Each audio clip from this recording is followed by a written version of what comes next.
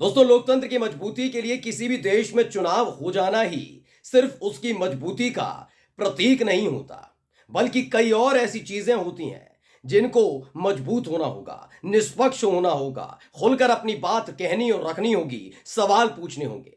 लेकिन जब सवाल पूछने वाले ही चरण चाटुकार हो जाते हैं, एक पार्टी का विशेष तौर पर समर्थन करने लग जाते हैं, तो वो लोकतंत्र का माखौल उड़ाना जैसा है। हाल ही में भारतीय जनता पार्टी के कई कारनामे सामने आ गए। चंडीगढ़ मेयर चुनाव, ईवीएम में गड़बड़ी को लेकर चुनाव आयोग का तंज कसना, और इन सब के बीच सूरत के अंदर बिना चुनाव लड़े तमाम प्रत्याशियों का नामांकन वापस होना और बीजेपी के प्रत्याशी की जीत दर्ज करा देना, ये तमाम वो चीजें हैं जो बताते हैं कि लोकतांत्रिक देश में किस तरीके से चुनावों की प्रक्रिया को भी धीरे धीरे विलुप्त कराने की कगार पर है। लेकिन आज सवाल ये नहीं है। आज मैं आपको दिखाऊंगा कि लोकतंत्र का चौथा स्तंभ जिसे कहा जाता है, यानी कि मीडिया, उस मीडिया के एक बड़े पत्रकार ने सारी हदें पार कर दी हैं। नाम है अमन चोपड़ा, न्यूज 18 के एंकर हैं। वैसे तो इनके मालिक अंबानी साहब खुद बहुत बड़ी बड़ी बातें करते हैं अपने इंटरव्यू में, लेकिन सवाल यह उठता है कि अब तक अपने इस एंकर के खिलाफ कोई कार्रवाई क्यों नहीं कर पाए। लेकिन आज मैं आपको दिखाऊंगा इस व्यक्ति ने 2 नहीं, 4 नहीं, 10 कदम आगे बढ़कर कैसे खुलकर बीजेपी का प्रचार करना शुरू कर दिया है, फिर भी अपने आप को निष्पक्ष बताता है। नमस्कार, मैं हूं प्रज्वल गौतम और आप देख रहे हैं टाइम्स एक्सप्रेस। वैसे एक पत्रकार की भूमिका होती है कि वो सरकार से सवाल करे, यानी पत्रकार की भूमिका हमेशा विपक्ष की होनी चाहिए। मैं ये नहीं कह रहा इस समय बीजेपी की सरकार है इसलिए, कांग्रेस की सरकार भी होगी तब भी पत्रकारों को विपक्ष की भूमिका में रहना चाहिए, सवाल पूछना चाहिए। बिल्कुल वैसे ही जैसे मनमोहन सिंह की सरकार के दौरान 2G घोटाले से लेकर तमाम घोटालों के आरोपों पर तमाम अलग अलग स्टोरीज ये गोदी चैनल दिखाया करते थे। लेकिन 2014 के बाद ऐसा नहीं है। जो मनमोहन सिंह की सरकार के दौरान तमाम आरोप लगे थे, उन आरोप में से एक भी आरोप सच साबित नहीं हो पाया। लेकिन उस दौर के मीडिया, उस दौर के पत्रकार, उस दौर के एंकर ने ऐसे तीखे तीखे सवाल पूछे थे जिसका असर चुनावों पर भी पड़ा था। लेकिन 2014 के बाद ऐसा कोई सवाल पूछा नहीं जाता, चाहे वो कैग की रिपोर्ट आ जाए, चाहे सेबी की तरफ से कुछ कहा जाए, कहीं भी कुछ भी कर लिया जाए, सुप्रीम कोर्ट सवाल कर ले, टिप्पणी कर दे, लोकतंत्र की हत्या हुई, इस देश का एक भी पत्रकार खड़े होकर सैटेलाइट चैनल पर सवाल पूछने की हिम्मत नहीं रखता। चलिए मत पूछिए सवाल, लेकिन कम से कम बीजेपी के एजेंट मत बनिए। जी हां, अमन चोपड़ा बीजेपी के एजेंट बनकर किस तरीके से बीजेपी का प्रचार कर रहे हैं, और वो भी प्रचार उन बातों को लेकर जो कभी हुआ ही नहीं। एक एक चीज मैं आपको दिखाने जा रहा हूं। सबसे पहले मैं आपको दिखाने जा रहा हूं अमन चोपड़ा का ये ट्वीट, पढ़िए। कांग्रेस सत्ता में आने पर यह पता लगाएगी कि हिंदुस्तान का धन किसके हाथों में है और किस वर्ग के हाथों में है। इस ऐलान के बाद से लोगों में उनकी संपत्ति खोने का डर है। अभी सिर्फ एक चरण का चुनाव संपन्न हुआ है, यह अमन चोपड़ा लिखते हैं। पहले तो मुझे सवाल अमन चोपड़ा से नहीं, सबसे पहले न्यूज 18 से है। आप ये बताइए कि कोई इंटरनल सर्वे कराया गया था राहुल गांधी के बयान के बाद? क्योंकि राहुल गांधी के जिस बयान को तोड़ मरोड़ कर अमन चोपड़ा पेश कर रहे हैं, उस पेश करने के बावजूद भी क्या न्यूज 18 ने, आपके किसी संस्थान ने, आपके ही तमाम चैनल है उनमें से किसी ने भी सर्वे कराया था? सर्वे कराया गया था कि क्या राहुल गांधी ने जब से इंस्टीट्यूशनल सर्वे और फाइनेंशियल सर्वे की बात कही है, उसके बाद लोगों के दिल में डर है? ये जानते हैं किसकी बात थी?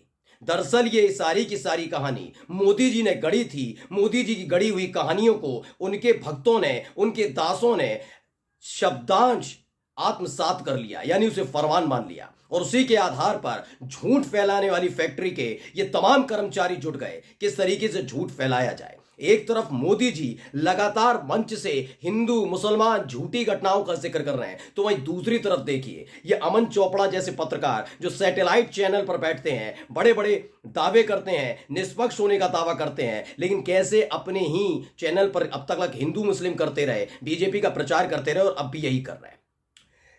ये देखिए एक और मैं इनका दिखाता हूं। हाल ही में आपको याद होगा मनमोहन सिंह की सरकार पर इन्होंने आरोप लगाया था, प्रधानमंत्री ने, कि 2006 में मनमोहन सिंह ने कहा था कि इस देश के संसाधनों पर पहला हक मुसलमानों का है। ये खबर मैंने दिखाई थी, मेरे चैनल ने दिखाई थी, और इसके साथ साथ ये भी दिखाया था कि काला सफेद करने वाले आज तक पर इन्हें ब्लैक एंड व्हाइट लाने वाले सुधीर चौधरी ने खुद आगे आकर बताया कि नहीं, ऐसा कोई बयान मनमोहन सिंह की तरफ से नहीं दिया गया, बल्कि उन्होंने कहा था कलेक्टिव यानी सामूहिक जिम्मेदारी की, सामूहिक विकास की बात कही थी, जिसमें दलित, जिसमें पिछड़े, जिसमें आदिवासी, जिसमें महिलाएं, जिसमें बच्चे, जिसमें अल्पसंख्यक, सबका जिक्र करा किया था। लेकिन अमन चोपड़ा हो या मोदी जी या बीजेपी वाले, इनको मुसलमानों से कितनी मोहब्बत है आप अमन चोपड़ा के प्रोग्राम्स को देख सकते हैं, आप बीजेपी के नेताओं की भाषा शैली को देख सकते हैं। उसके आधार पर सिर्फ कलेक्टिव चीज इन्होंने उठाई और पिछला हिस्सा उड़ाकर सिर्फ मुसलमानों का जिक्र कराकर मनमोहन सिंह के उस बयान का जिक्र लगातार बीजेपी करती रही। और सोचिए, इस देश के प्रधानमंत्री ने मंच पर खड़े होकर वही बोल दिया था। उसी को ट्वीट करते हुए भाई ने क्या लिखा है वो पढ़कर बताऊंगा, लेकिन उसके साथ साथ याद है कैसे हिंदू मुस्लिम पर उतर आए थे मोदी जी। कह रहे थे कि हिंदू बहनें, आदिवासी लोग जिन्होंने सोना चांदी जमा किया है कड़ी मेहनत करके, हिंदू भाई जिनकी संपत्तियां हैं, वो सारी की सारी संपत्ति कांग्रेस के आने के बाद मुसलमानों के हाथ में चली जाएगी। जो ज्यादा बच्चे पैदा करते हैं घुसपैठियों के हाथ में चली जाएगी। अब वही बात इन्होंने भी लिखी। अमन चोपड़ा लिखते हैं, राहुल गांधी ने अपने 6 अप्रैल के भाषण में फाइनेंशियल और इंस्टीट्यूशनल सर्वे कराकर हिंदुस्तान का धन किस वर्ग के हाथों में है ये पता लगाकर हक दिलाने की बात कही थी। जबकि ये कहना गलत बात नहीं है, ये कहना बिल्कुल भी गलत नहीं हो सकता कि ये होना चाहिए। मनमोहन ने पहला हक मुसलमानों का बताया था। ये आदमी कितना बड़ा झूठा है आप समझ सकते हैं। मोदी जी कर रहे हैं ये भी एक गलत है। संवैधानिक पद पर बैठे हैं, आपको सच बोलना चाहिए। पूरी दुनिया ने देखा, यही नहीं विदेशी मीडिया ने भी बताया कि हमारे देश के प्रधानमंत्री ने किस तरीके से झूठ परोसा और हिंदू मुस्लिम करने पर उतरे। लेकिन अमन चोपड़ा जिस चीज में एक्सपर्ट है उन्होंने भी वही लिख दिया। मोदी ने यही पूछा आपसे लेकर उसी वर्ग को देंगे। अब एक और मैं आपको दिखाने जा रहा हूं कि आदमी कैसे प्रोपेगेंडा फैलाता है। देखिए, किसी भी राजनीतिक दल का काम होता है कि वो अपने दावे करेंगे, अच्छे काम पर दावे और गलत काम पर दूसरे पर आरोप लगा देना। ये बीजेपी तो 2014 से कर रही है, 10 साल सत्ता में। इस देश के अंदर कुछ भी गलत होता है तो कहा जाता है ये कांग्रेस की सरकार की देन है, लेकिन अच्छा होता है तो मोदी जी की देन हो जाती है। कोई भी चीज उठा लीजिए।